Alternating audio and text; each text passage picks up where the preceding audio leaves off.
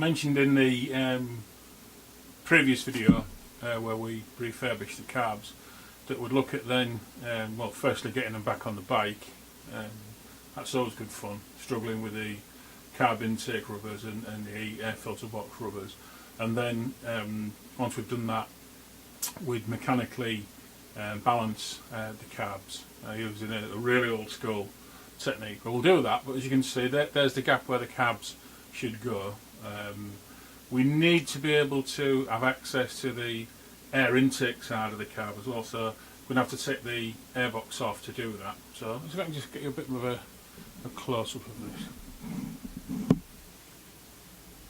Sorry about the slow focusing, run out of hands. So yeah, we're going to take the airbox off and we'll then fit the carbs, then I'll show you how to, or we'll go through how to balance the carbs. Hopefully we'll be able to do that.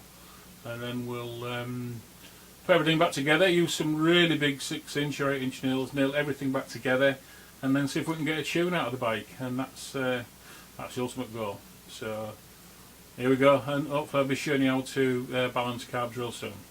Cheers, bye for now.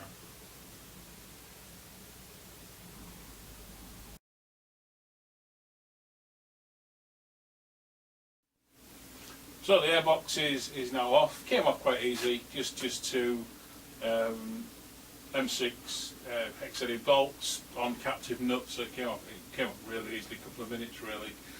Different thing when you come to put them back on and you have to start struggling, fighting with the intake rubbers and the rubbers from the airbox as well. But that's another story, we'll come to that later.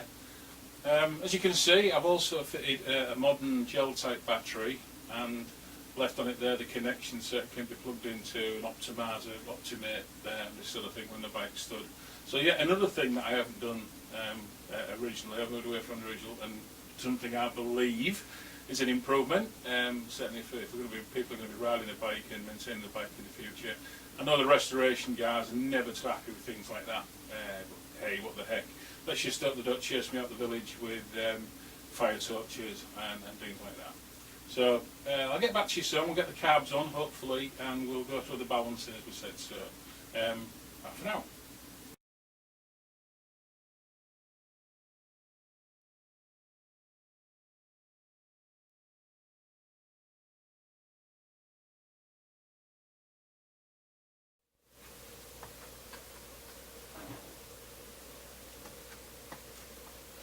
So, carbs are back on the bike. Actually wasn't too difficult, didn't fight me too much, but of course there's still the airbox and the connector rubbers from the carb to the airbox to go in, and that can be, they can be a little bit of a struggle. I think what I'm going to do is leave the rubbers on the airbox and try to slide everything into place. I've noticed as well that on these are the retaining bolts, hopefully you can see these are the retaining bolts for the airbox, and these are on elongated holes on the top rail, so that's probably designed to give a little bit of movement on the airbox backwards and forwards, so we can fit that one in hopefully. Throttle cables are back in. We just need to sort of balance the carbs now, as we mentioned. We're going to use a really old school trick. Well, it's not a trick, I suppose, it's a method.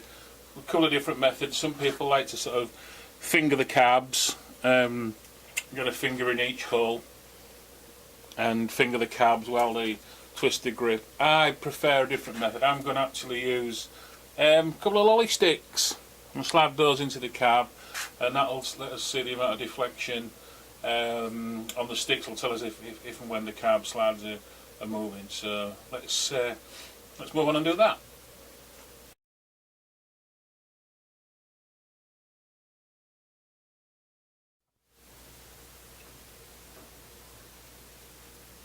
So all the sticks are in place. Again, there are, as I mentioned with the methods, is some people prefer to get 2 fingers in each hole of the carb and finger the carb while twisting the throttle. I've just found it easier to sort of see where to see when the slides start moving by this method, really. So if I twist the throttle, you should see the the carb furthest away from you, which is the right hand carb if you're sat on the bike, starts to move there, and actually quite a little bit later, perhaps around 15-20 degrees, this one then starts to move on the left hand.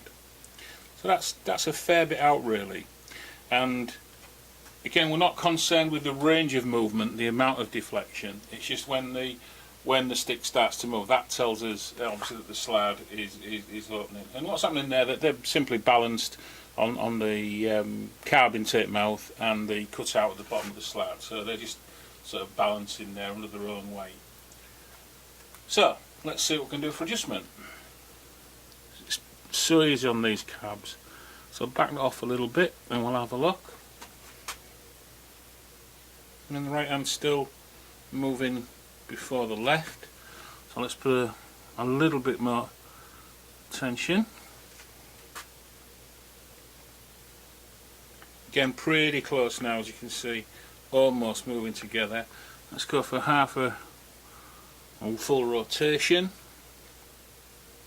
Nearly there.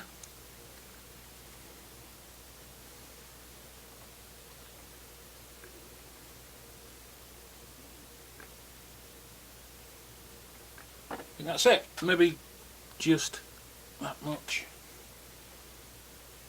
Yeah, so both the sticks starting to move at the same time, so that tells obviously the slides are starting to move at the same time, so I think we can call those balanced.